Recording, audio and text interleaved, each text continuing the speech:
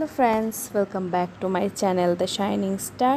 আর তোমরা যদি আমাকে ফেসবুকে দেখে থাকো, ওখানেও তোমাদেরকে অনেক অনেক ওয়েলকাম। সো ব্লগগুলো শেয়ার করছি শীতের দিনে। এখন আর ব্লগ করা হয়ই না, আগের যেগুলো জমে আছে সেগুলোই ভাবলাম আস্তে আস্তে তোমাদের সঙ্গে শেয়ার করে শেষ করেই ফেলি। আর কবে কি ব্লগ দেবো বুঝতেও পারছি না। তো যাই হোক, খুবই শীত ছিল তখন, কিন্তু মনটা ভীষণ খারাপ ছিল, কেননা ঘরে বসে বসে আর ভালো লাগছিল না, কোথাও যাওয়াও যাচ্ছিল না। কেননা কিয়ান তো অনেক ছোট, কোথায় আর যাব। আর একটু পরপর ওর ঘুমের টাইম হয়ে যাচ্ছিল, খাওয়ার টাইম হয়ে যাচ্ছিল, যেরকম বাচ্চাদের রুটিন হয় আর কি। একটু সময় ও জাগলে মনে হয় আচ্ছা ঠিক আছে, ও খেলছে এখন, কিন্তু একটু সময় ও খেলে তারপরে আবার ঘুমিয়ে পড়ি, এরকমই দিন যাচ্ছিল। তো ভাবলাম ভ্যালেন্টাইন উইক তখন চলছিল, ফেব্রুয়ারি মান্থ। তখন ভাবলাম একটা কিছু ফটোশ্যুট করি। ঘরে খালি বসে থাকতে থাকতে একদমই ভাল লাগতো না।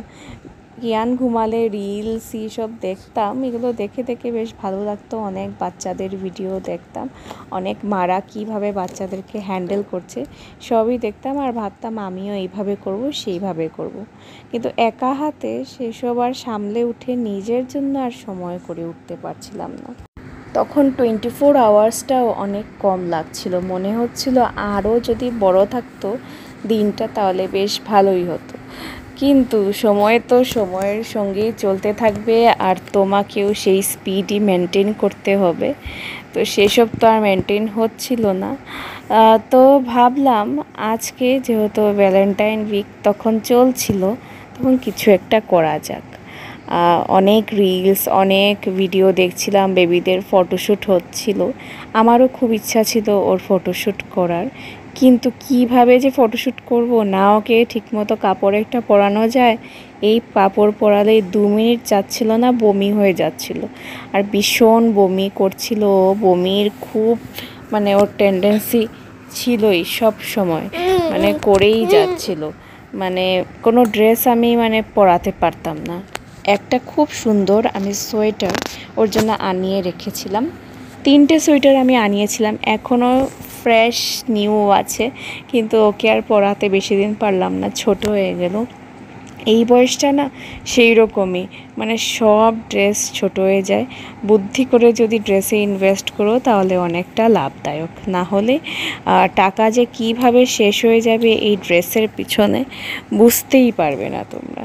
তো আমি যে ড্রেসটা আনিয়েছিলাম, বেবি হাগের ড্রেস আনিয়েছিলাম, তো ভীষণ সুন্দর। এটা নিউ ইয়ারেও পরিয়েছিলাম, একটা পিঙ্ক কালারের ছেলেদেরকে পরানো যায় না, কিন্তু বাচ্চাদেরকে পিঙ্ক কালারের পরাতে আমার বেশ ভালোই লাগে। বাচ্চা তো এখনই পরিয়ে নিই, পরে তো মর্জি টর্জি অনেক হয়ে যাবে, তখন পারবো না ওকে পরাতে। সো ডেকোরেশনের জন্য আমি ভাবলাম আমার ঘরেই যেগুলো জিনিস আছে সেসব দিয়েই আমি করি।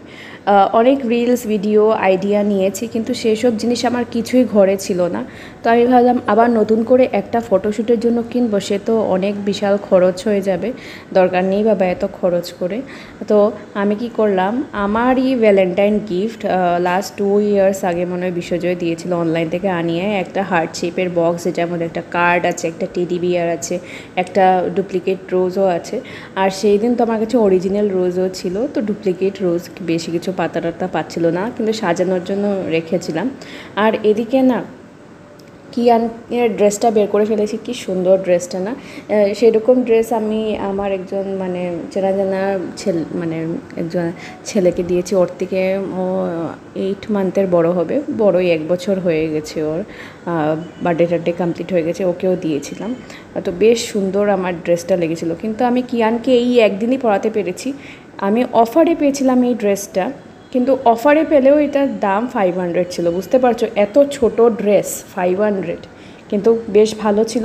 কিন্তু বাচ্চারা শুনেছি যে সোয়েটার টাইপ জিনিস পরতে একদমই পছন্দ করে না। আমি যখন ওকে পরিয়েছিলাম সোয়েটারটা, ও দু হাত ফেলে রেখে, মানে কি ওর একটা উচপিচ হচ্ছে, ও বলতেও পারছে না, কিন্তু একটা হচ্ছিল। বাট আমি যেহেতু একটু ফটোশ্যুট করবো তো করিয়ে নিয়েছিলাম। এখন দেখছো আমি আর বিশ্বজয় মিলে ড্রেস পরানোর মানে একটা যুদ্ধে নেমেছি।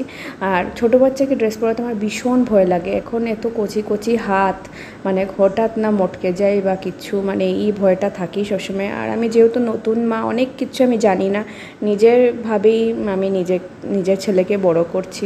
অনেক নতুন নতুন অভিজ্ঞতা হচ্ছে, কিন্তু সেই জায়গায় ভুলও হচ্ছে। কি করব, অনেকে হয়তো অনেক কথা বলবে, কিন্তু কথা বললেও তো কিছু করার নেই। আমি একা যখন আছি, আমার একাই সব কিছু করতে হবে। এগুলো কথা এক কান দিয়ে ঢুকাবো, এক কান দিয়ে বার করব। হ্যাঁ, আমি আমার ছেলেকে বেস্টটা দিতেই অবভিয়াসলি আমরা চেষ্টা করব। ওকে তো ব্যথা দেওয়ার জন্য তো আমি উঠে পড়ে লাগিনি, ভালোভাবেই ওকে চেষ্টা করব মানে ড্রেসটা পরানোর। তো সেই যুদ্ধই করছিলাম দুজন মিলে। দেখো, দুজন লাগছে একটা ছোটো মোটো বাচ্চাকে পড়াতে। ভিডিওতে তো অত বোঝা যাচ্ছে না যে কী প্রবলেমটা হচ্ছে, বাট আমি মানে ফিল করছিলাম ওর হাত এদিকে ঢুকাতে পারছে না, ওইদিকে ঢুকাতে পারছে না। তো মানে যখন আলটিমেটলি মানে ড্রেসটা পরাতে পারলাম, বেশ আমার ভালোই লাগছিলো। আর ফটোশ্যুট কিছু করেছি, এটাও তোমরা দেখবে। আর এইভাবে আমাদের সন্ধেবেলা, রাত, দিন সব যাচ্ছিলো। এই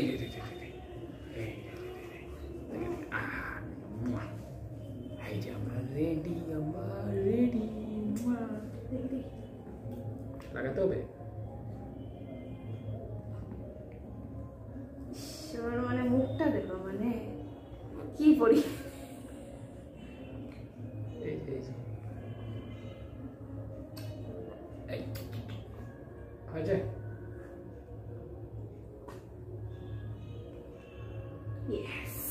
Yes, আমরা রেডি, আমরা রেডি,